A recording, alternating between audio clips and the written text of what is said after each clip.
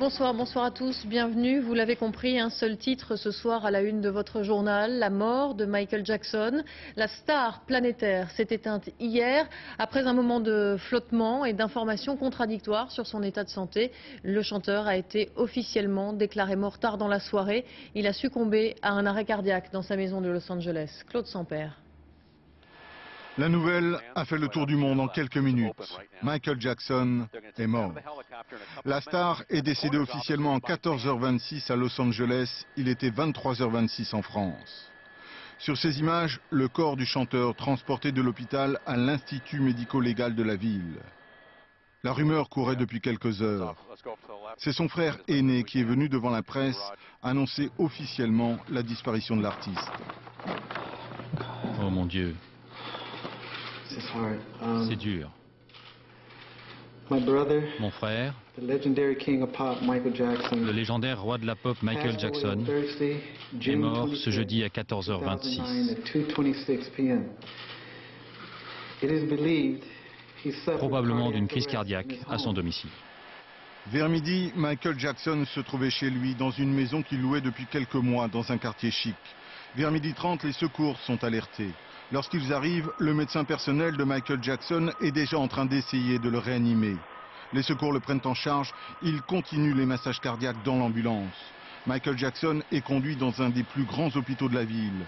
Ici, pendant plus d'une heure, les médecins vont se succéder pour essayer de réanimer la star, en vain. Au même moment, des centaines de fans alertés par les télévisions affluent vers l'hôpital. Je ne sais pas quoi penser. J'ai entendu dire qu'il a eu une crise cardiaque. Je sais qu'il est ici. On dit que les médecins n'ont pas réussi à le sauver. Je ne sais pas qui croire. Ça paraît irréel. Je n'arrive pas à y croire. J'espère vraiment que tout ce qu'on dit n'est pas vrai. Pendant plusieurs heures, les fans vont se rassembler autour de l'hôpital. L'annonce officielle du décès laisse les États-Unis sans voix. À New York, les Américains restent figés devant les écrans de Times Square. Toute la nuit, à travers le pays, les admirateurs du roi de la pop vont se rassembler par petits groupes. Tous s'interrogent sur les causes de la mort du chanteur. Les autorités viennent d'annoncer qu'une autopsie était en cours, mais les résultats des analyses toxicologiques devraient prendre du temps. Selon certains médias américains, la police recherche activement le médecin personnel de Michael Jackson. En attendant d'avoir des nouvelles plus précises, les fans rendent hommage au chanteur. La nouvelle génération est prête et elle salue l'artiste. Et direction Los Angeles où l'on retrouve notre envoyé spécial. Bonsoir Alain de Chalvron. On vient de le voir ce soir, le site internet qui a annoncé le premier la mort de Michael Jackson dit que la star aurait pu succomber à une surdose de médicaments administrés un peu avant par un médecin. Vous avez des informations là-dessus ? Écoutez, Michael Jackson était un peu hypochondriaque. Quand je dis un peu, c'est un peu plus qu'un peu d'ailleurs. Il absorbait chaque jour une quantité invraisemblable de médicaments, à commencer par une piqûre de morphine, dit-on, quotidienne ou quasiment quotidienne, mais aussi des vitamines pour se doper, des somnifères pour dormir, des antidouleurs divers et variés, un traitement pour la peau, et puis il n'avait pas une hygiène de vie modèle, il avait beaucoup tiré sur la corde avec des opérations de chirurgie esthétique à répétition et enfin, il mangeait très peu, il était quasiment anorexique. Alors tout ça explique, oui, fait un cocktail un petit peu détonnant et c'est pour ça qu'on recherche effectivement son médecin, celui qui prescrivait tous ces médicaments. C'est pourquoi aussi on fait une autopsie. Et vous savez, le paradoxe, Marie, c'est que, d'après ses proches, en ce moment, Michael Jackson était plutôt en forme. Il était excité à l'idée de remonter sur scène après une décennie noire avec des demi-succès commerciaux, les scandales de pédophilie, etc. Il était excité, mais aussi stressé. Et le stress, ça peut être aussi une explication de sa mort subite. Oui, vous parliez de l'autopsie, Alain, à l'instant, qui devrait donner un peu plus d'indications et d'informations d'ici quelques semaines, environ 8 semaines. Comment expliquer, Alain, alors que la planète entière rend hommage à Michael Jackson, que Barack Obama, le président américain, ne se soit pas encore exprimé ?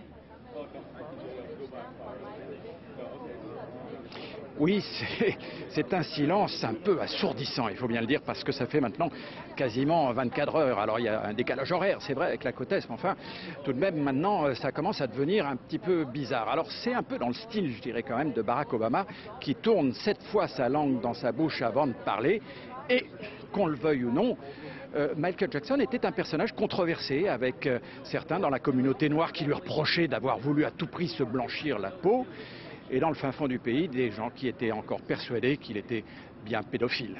On va revenir évidemment sur tous ces aspects, les plus lumineux comme les plus sulfureux. Merci beaucoup Alain de Chalvron, envoyé spécial de France 2 à Los Angeles. Roi de la pop, star planétaire de la musique noire et de la musique tout court.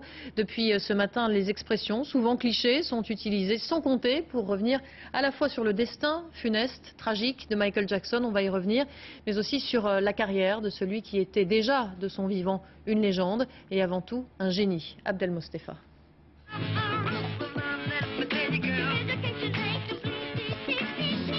Ça crève les yeux et les oreilles aussi. La voix, le groove, tout est déjà là.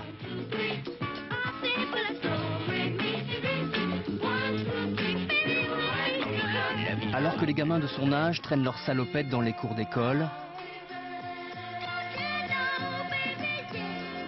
Michael Jackson va fréquenter plateaux télé et scènes du monde entier.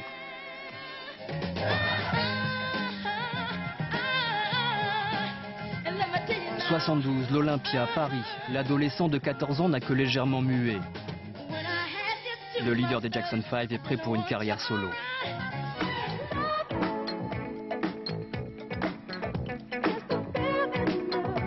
79, avec l'album Off the Wall, Michael Jackson entre définitivement dans la cour des grands.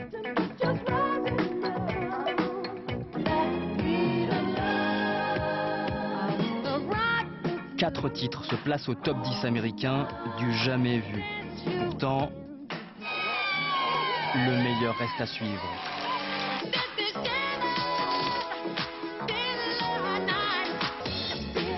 « 82, l'album Thriller ressemble à une compilation de tubes.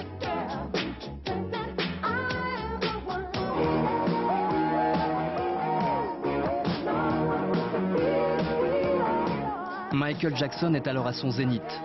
Aucune difficulté à réunir une brochette de stars autour de cette chanson caritative qu'il co-signe avec Lionel Richie.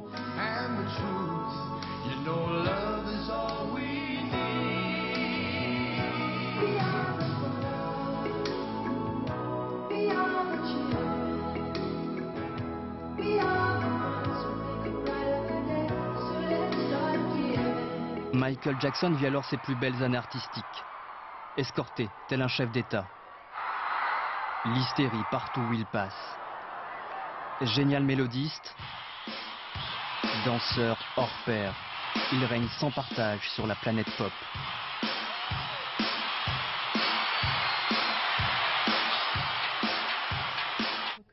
Cours particulier de moonwalk à la star du basket Michael Jordan. Nous sommes en 91 et avec l'album Dangerous, Michael Jackson montre qu'en matière de tube, il en a encore sous le pied. Dans les années 90, la métamorphose va s'accélérer, tandis que la peau blanchit, la réputation se ternit.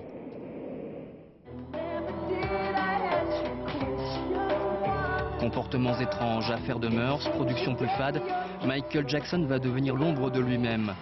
Ses apparitions se font rares, comme lors de ce gala en 2006 où il peine à chanter.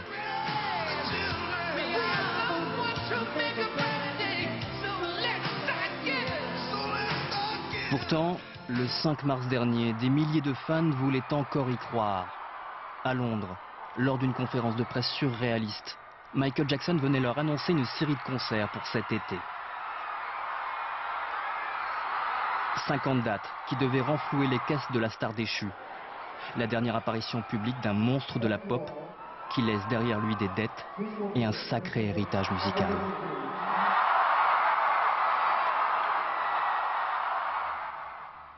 Philippe Manœuvre, bonsoir. Bonsoir. Merci d'être avec nous. Vous êtes rédacteur en chef du magazine Rock and Folk. Vous êtes grand spécialiste de la question Jackson. On vient de voir ce sujet. Est-ce qu'on peut imaginer que les concerts, les dettes, tout à coup, Michael Jackson se serait senti submergé, terrifié par tout ça? Oui, parce que ce retour était très attendu, quoi. Est-ce qu'il était en état physique d'assurer ce retour? Moi, les 10 dernières années, j'ai vu des photos de lui dans un fauteuil roulant, porté par ses gardes du corps, et en très mauvaise apparence.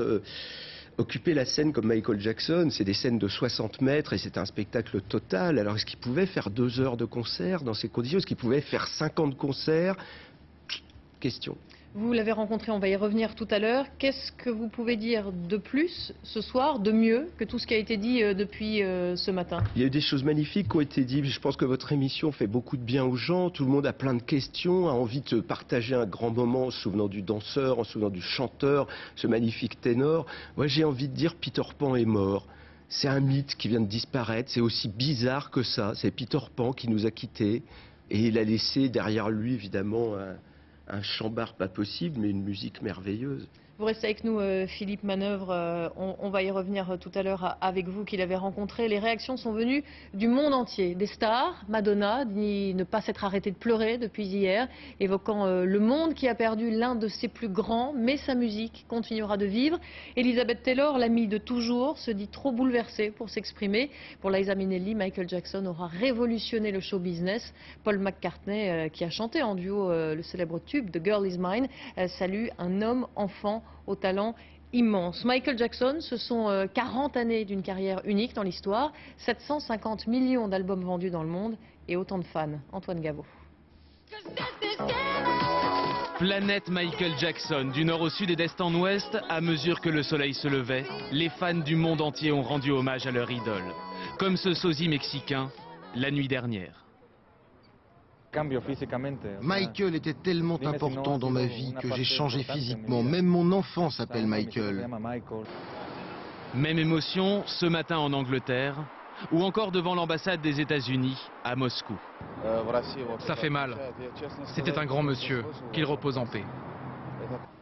À Pékin, on se souvient surtout de Michael Jackson, icône pop et occidentale en pays communiste. Sa musique, son rythme, ses danses ont eu un impact très fort ici, au moment où la Chine s'ouvrait au monde. Son travail était aussi symbolique. Et aux Philippines, cette radio a consacré sa journée d'antenne à la star. Des tas de gens laissent des messages, même s'ils ne connaissaient pas l'homme, tous adoraient sa musique. Un hommage célébré jusqu'en plein océan Indien par ses soldats américains. Je n'y crois pas, il ne devait pas mourir. Ce n'est pas réel. En 91, Michael Jackson chantait Heal the World et voulait guérir le monde. En 40 ans de carrière, il l'a en tout cas envoûté. Et même chose en France, évidemment, où les fans ont appelé à un grand rassemblement sur le parvis de Notre-Dame, où vous vous trouvez pour France 2, Jean-François Firet, et la foule est immense. Bonsoir Marie, vous le voyez sans doute, il y a en effet beaucoup de monde sur le parvis de Notre-Dame de Paris. 1 millier de personnes au moins pour Michael Jackson et les fans continuent d'affluer en ce moment même. Les premiers sont arrivés tout à l'heure en milieu d'après-midi alors que le rendez-vous était fixé à 19 h. C'est dire si le besoin de se recueillir est important. Ils sont venus avec des t-shirts, des banderoles, des fleurs également excusez-moi. Et en tout cas c'est un hommage assez digne, pas d'excentricité. On échange des réactions, on chante, on danse et les fans ont prévu d'ailleurs de se retrouver tout à l'heure en discothèque. En tout cas ici ce soir on n'évoque pas du tout les ennuis judiciaires de la star ni ses problèmes de santé, on parle seulement de l'immense artiste qu'était Michael Jackson. Écoutez quelques réactions enregistrées tout à l'heure. Quand on fait un deuil comme celui-là, je crois qu'on a besoin d'être avec des personnes qui comprennent un peu ce qu'on est en train de vivre. Et ici, j'ai trouvé du réconfort. Michael Jackson, pourquoi lui, pas un autre, je sais pas. J'ai commencé à traduire ses chansons et je me retrouvais parfaitement dans ses textes. Et il m'a beaucoup aidé pour m'en sortir à une période de ma vie. Donc voilà, je suis là aujourd'hui pour lui rendre hommage et le remercier pour ce qu'il a fait inconsciemment, parce qu'il ne le sait pas, mais pour moi. Pas mal de chanteurs, danseurs américains ont copié sur lui. C'était comme la base, quoi. C'est comme la base des artistes. Et voilà, c'est un demi-dieu. Il y avait un tout qui le caractérisait, qui faisait de lui Michael Jackson. C'est pour ça qu'on l'aimait d'ailleurs. On l'a vu d'une vision assez noire précédemment, depuis 2005. Est-ce qu'il mérite? Franchement, non. Aujourd'hui, moi, je vois que du positif. Il nous a donné quelque chose et c'est ça qu'il faut voir de lui, c'est tout. Même s'il s'est changé, il est devenu blanc, mais pour nous, il était toujours resté notre petit noir à nous. Donc, je l'ai aimé, je l'aimerai jusqu'à ma vie. Voilà pour ces réactions recueillies par Jean-François Firet sur l'esplanade de la cathédrale de Notre-Dame. Et l'onde de choc s'est aussi répandue sur la toile. Michael Jackson est ce soir numéro 1 des ventes de disques sur Internet. C'est aussi la ruée chez les disquaires. Il faut rappeler que la discographie de Michael Jackson, c'est une vingtaine d'albums avec les Jackson 5 entre 1969 et 84, 9 entre 72 et 2001 en solo, Off the Wall, Thriller, Bad, constituant à eux seuls 3 recueils de chefs-d'œuvre et de tubes planétaires que l'on télécharge donc depuis cette nuit dans le monde entier sur des sites qui rivalisent aussi d'infos et de réactions. Nicolas Lemarinier. 23h41, 20 minutes à peine après le décès de Michael Jackson. Ce n'est pas une chaîne de télé, mais un site internet People qui annonce la nouvelle en premier. Immédiatement, des milliers d'internautes s'emparent des sites Facebook et Twitter pour relayer l'information et témoigner leur chagrin partout dans le monde. Repose en paix, Michael Jackson. Michael Jackson, mon premier héros. Sur Twitter, l'Iran perd la première place des sujets de conversation. Entre minuit et 1h du matin, 2000 messages par minute alimentent l'hommage.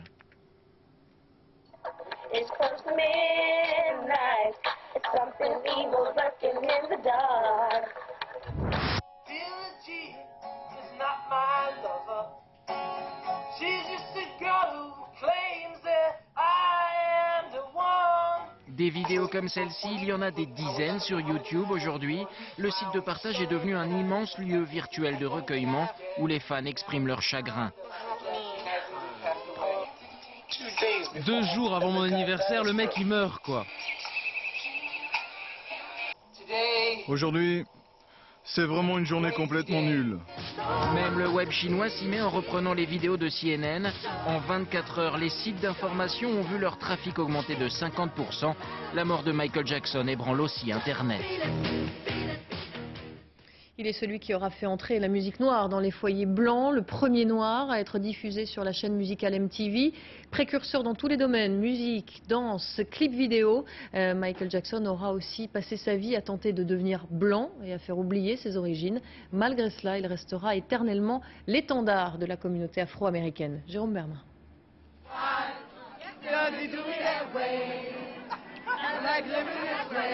Un adieu, le sourire aux lèvres. En plein cœur de Harlem, devant le théâtre Apollo, le temple de la musique afro-américaine, des centaines de Noirs viennent célébrer l'un des leurs.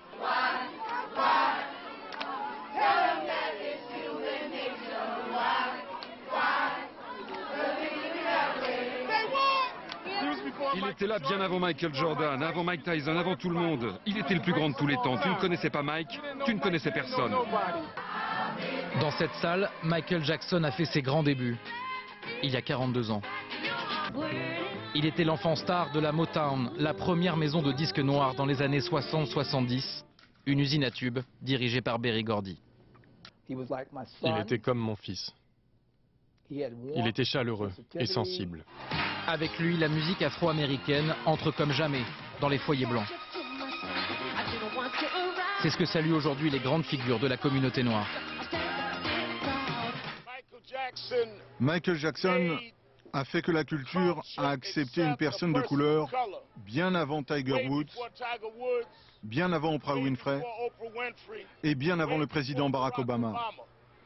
Michael a été à la musique ce qu'ils ont été au sport, à la télévision et à la politique. Et aucune controverse ne pourra effacer cet impact historique. Plus tard, James Brown transmet les rênes de la black music au roi de la pop.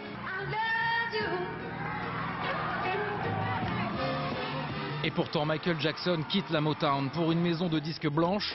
Sa peau s'éclaircit. Black or white, peu importe, répond le chanteur. Cette nuit à Harlem ou ailleurs, la communauté noire se l'est réappropriée. Et oui, de Michael Jackson, on retiendra les déhanchements extraordinaires dès 1969. Il a alors 10 ans et se produit avec ses frères au sein des Jackson 5. On se souviendra des tubes planétaires agrémentés sur scène du moonwalk, inspiré du mime Marceau. Mais l'histoire retiendra aussi l'enfance fracassée, le destin tragique entre chirurgie esthétique, phobie et soupçon de pédophilie. Christophe Hérault revient pour nous sur la part d'ombre de la star. Michael Jackson a 10 ans, il est en scène, c'est le plaisir d'un gamin prodige. Mais pour lui, l'enfance, ce n'est pas le paradis. Son père Joe est un tyran domestique, il est aussi son manager. Le petit Michael est un enfant humilié. Son père, et pardonnez-moi, c'est politiquement incorrect ce que je vais dire, mais le traitait de sale nègre avec un gros pif. Donc vous imaginez le petit Michael se détestant physiquement, ce qui explique toutes ces transformations abominables avec des chirurgiens esthétiques californiens qu'il faudra mettre en prison. Devenu adulte, Michael Jackson se façonne un nouveau visage. L'artiste noir se blanchit, le nez s'affine. Il niera la chirurgie esthétique, mais les apparences ne tromperont personne. Recherche de la beauté, perte d'identité. À cette époque, Michael Jackson se crée un personnage et danse avec les morts vivants. Pour échapper à ces monstres, dans la vraie vie, Michael Jackson se bâtit un refuge, c'est Neverland. C'est une maison de poupées, il y aimera Bambi, Peter Pan, les contes et merveilles. Mais l'attraction pour les enfants finit en justice.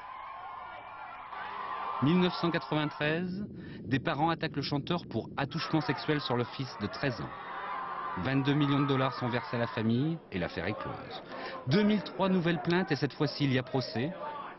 L'affiche n'est pas celle d'un concert, mais celle de la police.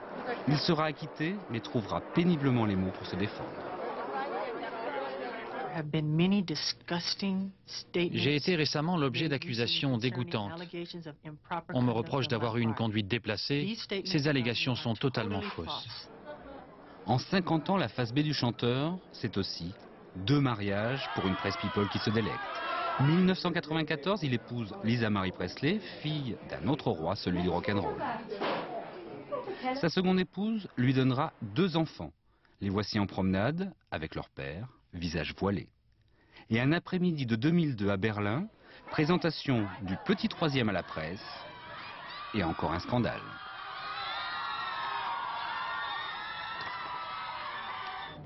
Ce fut une vie de star, entre rêve et réalité, entre strass et désespoir. Une vie qui se termine à Hollywood, une crise cardiaque interrompant ce destin tragique.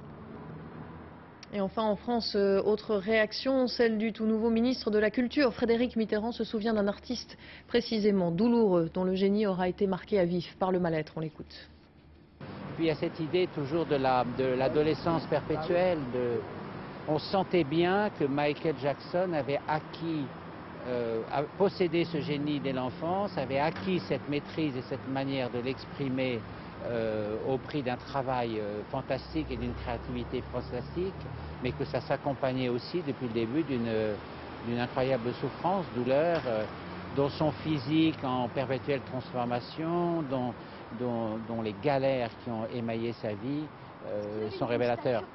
Un propos recueillis par Frédéric Pasquette. Philippe Manœuvre, merci d'être resté avec nous. Vous avez rencontré Michael Jackson, c'était en 1987, racontez-nous. On voulait faire une photo avec Jean-Pierre Rive, qui était le grand athlète, le roi du Parc des Princes. Jackson venait au Parc des Princes et il a accepté cette demande. Incroyablement, contre toute attente, la maison de disques m'a appelé en disant voilà, il souhaite rencontrer ce grand champion, ça lui plaît bien. Et donc on est allé, on est resté 25 minutes dans sa loge avec Jean-Pierre Rive. Et c'était très difficile parce que le plus grand timide, un garçon d'une timidité incroyable qui vivait vraiment dans un monde très personnel. Sa loge était un espèce un antre de poupées, un capharnaüm avec des jouets, des choses très étranges. Donc il était vraiment ce personnage totalement irréel que l'on perçoit. Est-ce que c'est quelqu'un qui avait par moments une vie normale, des amis, des sorties Il avait été pris sous la bannière de toutes les grandes stars du cinéma de Hollywood. Steven Spielberg, Elizabeth Taylor, Audrey Hepburn avant sa disparition, tous avaient dit Michael, c'était une star qui reconnaissait. C'est très très rare que les gens du cinéma prennent sous leur aile quelqu'un qui vienne de la musique, mais lui avait franchi ça, il était considéré comme un des leurs. Pourquoi, comment, dernière question, le génie s'en va? Ah, c'est l'histoire de l'homme à la cervelle d'or. C'était le premier clip Billie Jean. C'était ça l'histoire en fait. C'est l'homme qui gratte son cerveau, qui donne l'or à tout le monde. Puis à un moment, il n'a plus rien. À un moment, c'est vrai que sa production s'est desséchée. Merci beaucoup Philippe Manœuvre d'avoir accepté notre invitation. Donc, et France 2 rend hommage ce soir à Michael Jackson, 23h10, dans Un jour, un destin. Laurent Delahousse reviendra sur la légende. Merci beaucoup. Dans le reste de l'actualité de ce vendredi, Nicolas Sarkozy est arrivé en début de soirée à la Guadeloupe, après un séjour de plusieurs heures à la Martinique, où il était très attendu sur l'avenir institutionnel de l'île. Juste avant son départ de Fort-de-France, pour répondre au malaise social qui persiste, le chef de l'État a proposé un référendum sur l'autonomie en Martinique. Mickaël Darmon et José Boulestex sont nos envoyés spéciaux. Réparer le passé. En dévoilant la plaque de l'aéroport de Fort-de-France, Nicolas Sarkozy fait sienne la formule d'Aimé Césaire, le poète martiniquais. En Martinique, la République vit sur un volcan, mais dans le hall de l'aéroport, le maire et le chef de l'État parlent ensemble d'un nouveau départ, réclamé depuis longtemps. Il est temps d'œuvrer à l'avènement de cet autre monde que Césaire devinait. La Martinique autonome est prête à y prendre toute sa part. Le débat dont nous parlons n'est pas celui de l'indépendance. Il ne s'agit pas d'organiser, à mes yeux, subrepticement, un je ne sais quel largage de la République. Le débat qui est ouvert est celui du juste degré d'autonomie. La Martinique sera autonome si la population le décide. Oui, c'est un référendum. Ce sera un référendum Quelle date? Nous allons parler maintenant avec les élus. Je vais passer une partie de l'été à poursuivre les consultations, comme je l'ai fait avant. Comme vous l'avez vu, il y a un très grand consensus. Entre la Martinique et la Guadeloupe, les revendications ne sont pas les mêmes. À Pointe-à-Pitre, on ne réclame pas plus d'autonomie, mais plus de pouvoir d'achat. Et malgré l'accueil bien organisé à l'aéroport, les émeutes de février ont laissé des traces. Deux îles, deux réalités, mais une même demande, une meilleure reconnaissance des Antilles dans la communauté nationale. En Guadeloupe, il y a eu 44 jours de grève générale cette année. Nicolas Sarkozy va chercher à se réconcilier avec les Guadeloupéens. Depuis près de 3 mois maintenant, la ville de Hénin-Beaumont, dans le Pas-de-Calais, n'a plus de maire depuis que celui-ci a été mis en examen pour détournement de fonds publics et placé en détention. Une élection municipale partielle a lieu dimanche et selon les derniers sondages, c'est le Front National, avec Marine Le Pen, auréolée de son succès aux européennes dans la région, qui serait en tête. Thierry Curtet, David Dameda. L'hôtel de ville n'a plus de locataire. Monsieur le maire est en prison pour corruption. Les derniers patrons de l'usine Samsonite sont aussi en prison, eux, pour détournement de fonds. 200 personnes au chômage. Les deux histoires n'ont pas de lien. Mais la faillite de ces élites crée un climat délétère ici où le chômage atteint 19%. Une situation qui profite au Front National. Dans un récent sondage, il arrive largement en tête, 35%, devant deux listes socialistes, loin derrière. Marine Le Pen est ici colistière de Steve Briois. Si Steve bénéficie d'un capital confiance, c'est parce qu'il a acquis ce capital confiance, parce qu'il l'a mérité. Il a été absolument le seul à le faire, c'est-à-dire avoir le courage, la pugnacité, la persévérance de combattre une municipalité qui était une municipalité avec un fonctionnement mafieux. Ici, la gauche tient la ville depuis la Libération. Le candidat officiel, PS, PC, Modem, n'a que 27 ans. Pierre Ferrari a été élu avec l'ancien maire, même s'il s'est très tôt démarqué. Du coup, il a un peu de mal à parler du passé. À force de parler du passé, on ne se préoccupe pas de l'avenir de la commune. Et moi, je vous dis qu'Hénin-Beaumont est une commune d'avenir, de futur. Moi, je pense à nos enfants. L'ancien maire avait ses opposants à gauche aussi. Ces dissidents socialistes veulent maintenant leur revanche. Daniel Duquesne talonne la liste officielle, mais ces divisions inquiètent les sympathisants. S'il y a une triangulaire, le Front National passe. Non, madame, Essayez de vous mettre d'accord. Non, on va attendre le soir du premier tour les forces en présence. À gauche, on évoque un front républicain pour le deuxième tour, du bout des lèvres seulement. Voilà, et vous découvrez sur vos écrans toutes les listes en présence pour cette élection municipale de Hénin-Beaumont.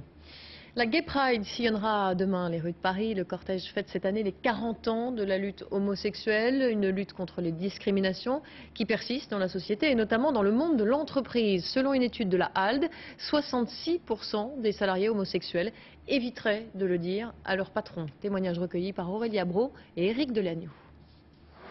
Assumer son homosexualité au travail n'est pas si facile. Certaines entreprises commencent donc à y prêter attention.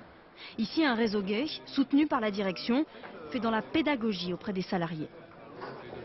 difficulté pour un homosexuel, homme ou femme, dans une entreprise, c'est quand même de parler de sa vie privée, c'est d'être devant la machine à café et donc de pouvoir raconter ce qu'on a fait pendant le week-end sans avoir d'a priori. Ah bon, tu es parti avec tes enfants, tu es parti avec ta femme, comment va ta petite amie? Oui, ben non, il s'appelle Jules. Bon ben voilà. C'est des sujets dont on parle pas forcément facilement, et puis même entre nous, sur lesquels on n'a pas toujours beaucoup d'infos, donc ouais, je pense que c'est un progrès à faire à l'entreprise et c'est bien d'en parler. Aujourd'hui, Christophe Chenon fait ouvertement partie du réseau gay de l'entreprise. Mais pendant des années, il a caché une partie de sa vie, l'a dissimulée au travail.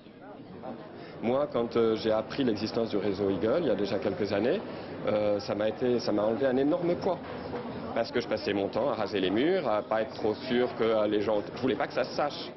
Si plus de la moitié des homosexuels évitent de le dévoiler au travail, c'est peut-être parce que 80% d'entre eux disent avoir été confrontés, au moins une fois, à de l'homophobie, même si elle est souvent implicite. Ça va se manifester de manière beaucoup plus sophistiquée, par des comportements éloignés, par une distance. On constate également des difficultés à progresser dans la carrière. Parler d'homosexualité dans son entreprise n'est pas toujours aussi facile. Pour Pascal, l'homophobie a pris un visage plus agressif sous les traits de son patron. En 2004, il est en CDD depuis 1 an dans un bureau d'études. Il ne cache pas son homosexualité, il ne l'affiche pas non plus. Un jour, son patron l'apprend. Dès qu'il a su, j'ai été convoqué dans son bureau immédiatement pour parler de ma vie privée. Donc j'ai dû me justifier sur ma vie privée et pourquoi je ne l'avais pas parlé plus tôt. Après cet entretien, son CDD n'a pas été reconduit, faute de contrat disponible, lui a-t-on expliqué. 40% des homosexuels disent comme lui avoir été victimes d'actes homophobes au travail. 4 écoles fermées aujourd'hui dans plusieurs villes des Hauts-de-Seine en région parisienne où l'on soupçonne plusieurs cas de grippe A chez des enfants. Les établissements ont été fermés pour une durée d'au moins 4 jours. Dans l'Essonne, une école a été également fermée après la découverte de 3 cas dans la même classe. Et on signale ce soir un autre cas dans le Morbihan. On compte désormais en France 239 cas confirmés de grippe A. Et aujourd'hui, l'OMS fait état de près de 60 000 cas dans le monde, 263 morts au total. Le tennis à Wimbledon, défaite de Joe-Wilfried Tsonga éliminé au 3e tour par Ivo Karlovic, victoire en 4-7 pour le Croate, 7-6, 6-7, 7-5, 7-6. Il est qualifié pour les 8e de finale. Une libellule géante de 63 mètres d'envergure, l'apparence d'un gros avion de ligne, mais un poids proche de celui d'une voiture. Voici un engin qui pourrait bien révolutionner l'aviation. Après 6 années de recherche, l'explorateur Bertrand Piccard présentait aujourd'hui le prototype d'un avion solaire avec lequel il souhaite faire le tour du monde. Nicolas Châteauneuf, Mathias Barrois. Un concentré de technologie poussé à l'extrême.